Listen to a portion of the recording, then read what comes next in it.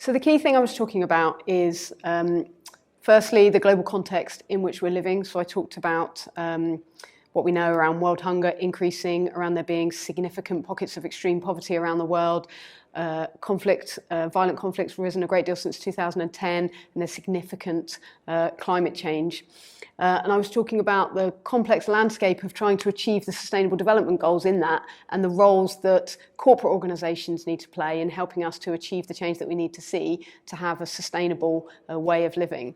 And I was talking specifically to business schools around the importance of educating students on the global context, the Sustainable Development Goals, the UN Guiding Principles, and thinking about different ways of modelling value for organisations. So how we can look at models that look at shared value for corporate organisations, and really role modelling as leaders of organisations, role modelling those ways of doing business differently. I also talked about the importance of leadership and equipping leaders to be able to lead organisations with purpose in this very complex environment that we're operating in. Yeah, absolutely. So I work for UNICEF in the UK. So our role as an organisation is specifically about advocating for change on behalf of children, ensuring that children's voices are heard, and generating income so that we can run programs around the world to make the world a better place for children.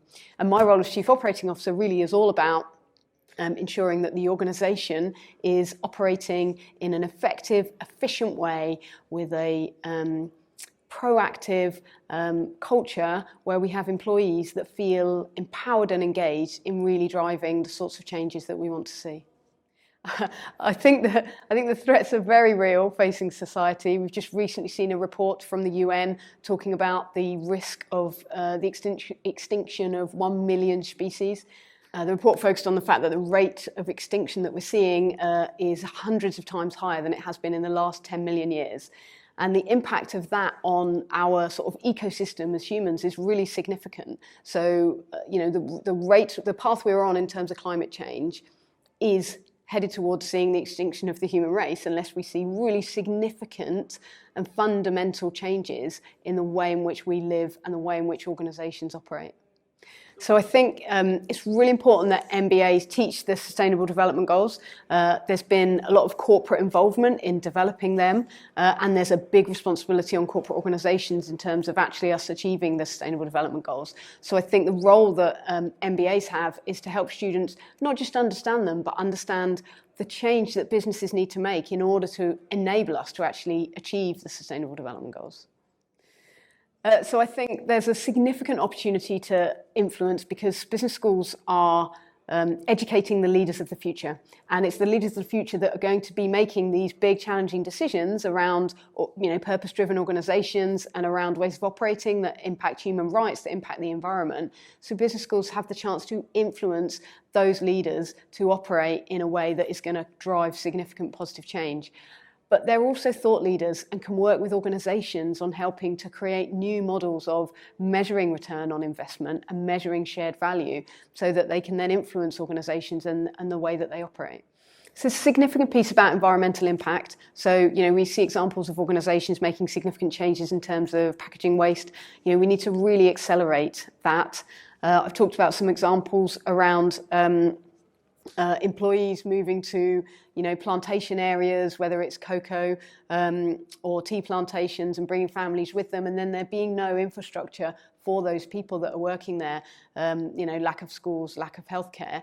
And so organisations have a responsibility, in my view, to think about the impact of the way in which they operate on society. And you see some organisations like Unilever that choose to provide schooling and healthcare for employees and their families, on their cocoa plants. But not all organisations choose to do that. So, that piece around understanding the responsibility of organisations, in light of the impact of the way in which they operate on people, on human rights, I think is complex, but it's critically important. Because I think that the imperative is money. I think what individuals in organisations and what organisations themselves are measured on fundamentally is how much money they make. And I think we need to change that model. If If you look at an organisation like ARM that has a different model, they have a partnership and ecosystem model, and their philosophy is they work with other people to create change, and then they take their fair share of that. And fair share is not an expression you hear used in business very much. So I think, we need to look at the mechanisms that, measure success of an organisation. And that's why, organisations don't make the changes that they should make, and they put aside the negative impact that their way of operating is having, because the choice they're making, they think, is making them more money, and that's what they're measured on. But they aren't mutually exclusive. I mean, we see examples where farmers working in cocoa fields, there were significant bouts of malaria, and then, that had a massive impact on production. Well, if organisations employing those workers had invested in appropriate healthcare and vaccinations, that wouldn't have happened. So there is a strong economic link as well to organisations working in a different way. Yeah, absolutely. I mean, the education sector is so influential in terms of, the values, the approaches it can instill, and the ways of the frames of reference that people have, and the ways of thinking, and particularly in business schools where it's people who are going to be leading organisations that are incredibly impactful. So yeah, I'm here because I see a massive opportunity in the education sector, and particularly with business schools, in helping to shape and drive positive change. Well, interestingly, I've heard some amazing examples since I've been here of the work that business schools are doing. So there are fantastic initiatives happening all over the world with business schools. So there's brilliant work happening. I suppose the fact is we need to do more. We all need to do more. We need to amplify the things we're already doing. We need to find new opportunities to do things that we aren't doing. And the business schools that aren't yet as, forward thinking about this agenda, there's an opportunity then for them to step into that space and start making a positive contribution as well. I suspect it's a combination. In some cases, perhaps it's financial. I should think it's more likely that there's a perception that isn't what organisations want MBA students to be kind of turned out as, if you like. But I don't think that's true. And I also think we need to change what businesses want. And this is an opportunity to do it. My advice would be embrace that passion, and share that passion, because actually my experience today talking at the conference was, when I talked about it, the number of people afterwards that came and shared their passion with me was fantastic. So actually, by leading for this, by talking about this, you create change simply by doing that.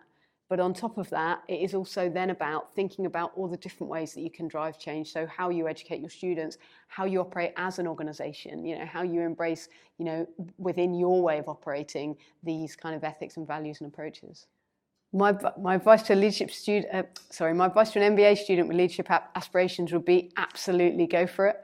Work out what you're passionate about, work really hard to learn about it, and take the opportunities that you get. That's a good question. I'm really optimistic and also really terrified. So you see some amazing advances in technology.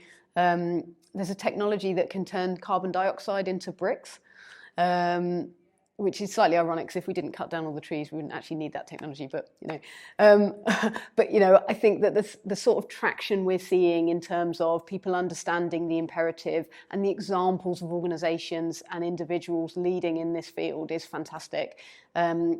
So I am optimistic that we are driving positive change, but I'm also slightly terrified, because actually, there's an awful lot at stake, and it's seismic shifts that we need to make in terms of the way in which people live and operate. And so that's a bit scary.